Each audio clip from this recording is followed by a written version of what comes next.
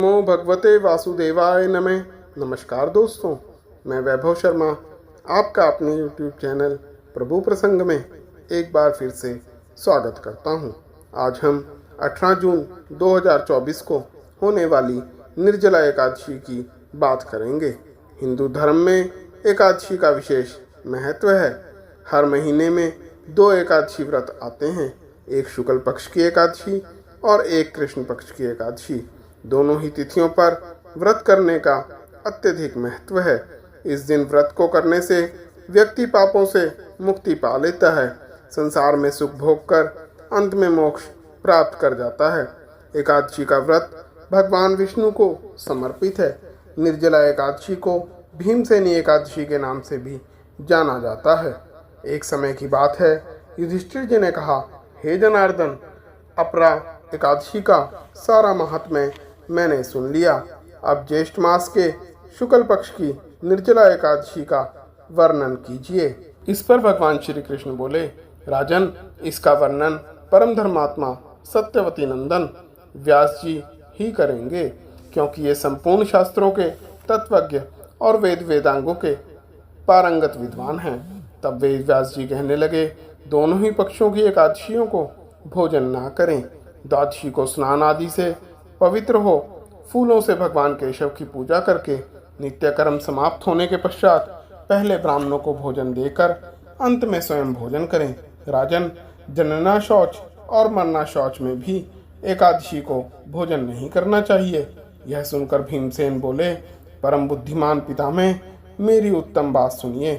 राजा युधिष्ठिर, माता कुंती, द्रौपदी, अर्जुन, नकुल और सहदेव ये एकादशी को कभी भोजन नहीं करते तथा मुझसे भी हमेशा यही कहते हैं कि भीमसेन, तुम भी एकादशी को भोजन ना खाया करो।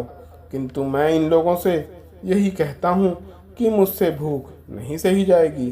भीमसेन की बात सुनकर व्यास जी ने कहा, यदि तुम्हें स्वर्गलोक के प्राप्ति अभीष्ट है और नरक को दूषित समझते हो तो दोनों पक्षों की एकादशी को भोजन ना करना। भीमसेन बोले, हे महाबुद्धिमान पितामह, मैं आपके सामने सच्ची बात कहता हूँ। एक बार भोजन करके भी मुझसे व्रत नहीं किया जा सकता, फिर उपवास करके तो मैं रह ही कैसे सकता हूँ। मेरे उदर में व्रत नामक अग्नि सदा प्रज्वलित रहती है, अतः जब मैं बहुत खाता हूँ तभी यह शांत होती है। इसलिए हे महामुने, मैं वर्ष भर में केवल एक ही उपवास कर सकता हूँ, जिससे स्वर्ग की प्राप्ति सुलभ हो तथा जिसके करने से मैं कल्याण का भागी हो सकूं। ऐसा कोई एक व्रत निश्चय करके बतलाइए, मैं उसका यथोचित रूप से पालन करूंगा। व्यास जी ने कहा, भीम, ज्येष्ठ मास में सूर्य वृष राशि पर हो या मिथुन राशि पर शुक्ल पक्ष में जो एकादशी होती है उसका यत्न पूर्वक निर्जला व्रत करो। केवल कुल्ला या आचमन करने के लिए मुख में जल डाल सकते हो। उसको छोड़कर और किसी प्रकार का जल विद्वान पुरुष मुख में ना डाले, अन्यथा व्रत भंग हो जाता है।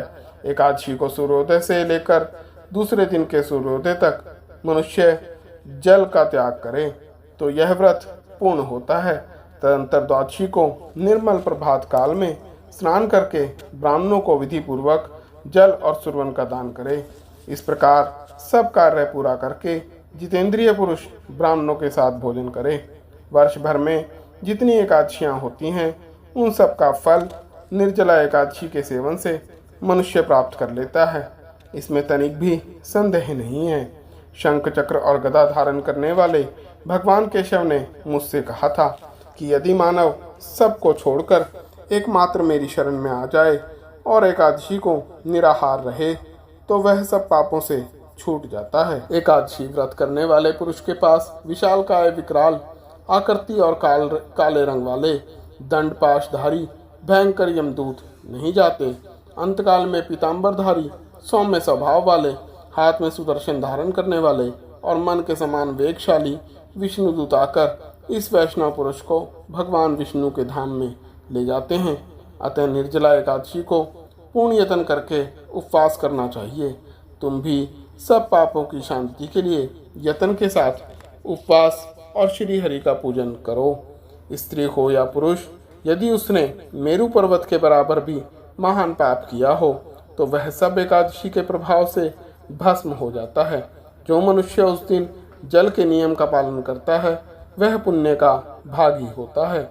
उसे एक एक पहर में कोटि कोटि स्वर्ण मुद्रा दान करने का फल प्राप्त होता सुना गया है।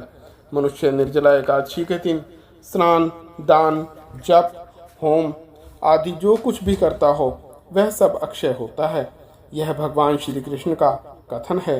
निर्जला एकादशी को विधि पूर्वक उत्तम रीति से उपवास करके मानव वैष्णव पद को प्राप्त कर लेता है। जो मनुष्य एकादशी के दिन अन्न खाता है वह पाप भोजन करता है। इस लोक में वह चांडाल के समान है और मरने पर दुर्गति को प्राप्त होता है। जो ज्येष्ठ मास के शुक्ल पक्ष में एकादशी को उपवास करके दान देंगे वे परम पद को प्राप्त होंगे। जिन्होंने एकादशी को उपवास किया है वे ब्रह्मत्यारे, शराबी, चोर तथा गुरुद्रोही होने पर भी सब पातकों से मुक्त हो जाते हैं। हे कुंती नंदन, निर्जला एकादशी के दिन श्रद्धालु स्त्री पुरुषों के लिए जो विशेष दान और कर्तव्य विहित है उसे सुनो। उस दिन जल में शयन करने वाले भगवान विष्णु का पूजन और जलमयी धेनु का दान करना चाहिए अथवा प्रत्यक्ष धेनु या घृतमयी धेनु का दान उचित है। पर्याप्त दक्षिणा और भांति भांति के मिष्ठानों द्वारा यत्न पूर्वक ब्राह्मणों को संतुष्ट करना चाहिए। ऐसा करने से ब्राह्मण अवश्य संतुष्ट होते हैं और उनके संतुष्ट होने पर श्री हरि मोक्ष प्रदान करते हैं। जिन्होंने शम, दम और दान में प्रवृत्त हो श्री हरि की पूजा और रात्रि में जागरण करते हुए इस निर्जला एकादशी का व्रत किया है, उन्होंने अपने साथ ही बीती हुई 100 पीढ़ियों को और आने वाली 100 पीढ़ियों को भगवान वासुदेव के परम धाम में पहुंचा दिया है। निर्जला एकादशी के दिन अन्न, वस्त्र, गौ, जल, शैया, सुंदर आसन, कमंडलू और छाता दान करने चाहिए। जो श्रेष्ठ एवं सुपात्र ब्राह्मण को जूता दान करता है वह सोने के विमान पर बैठकर स्वर्गलोक में प्रतिष्ठित होता है।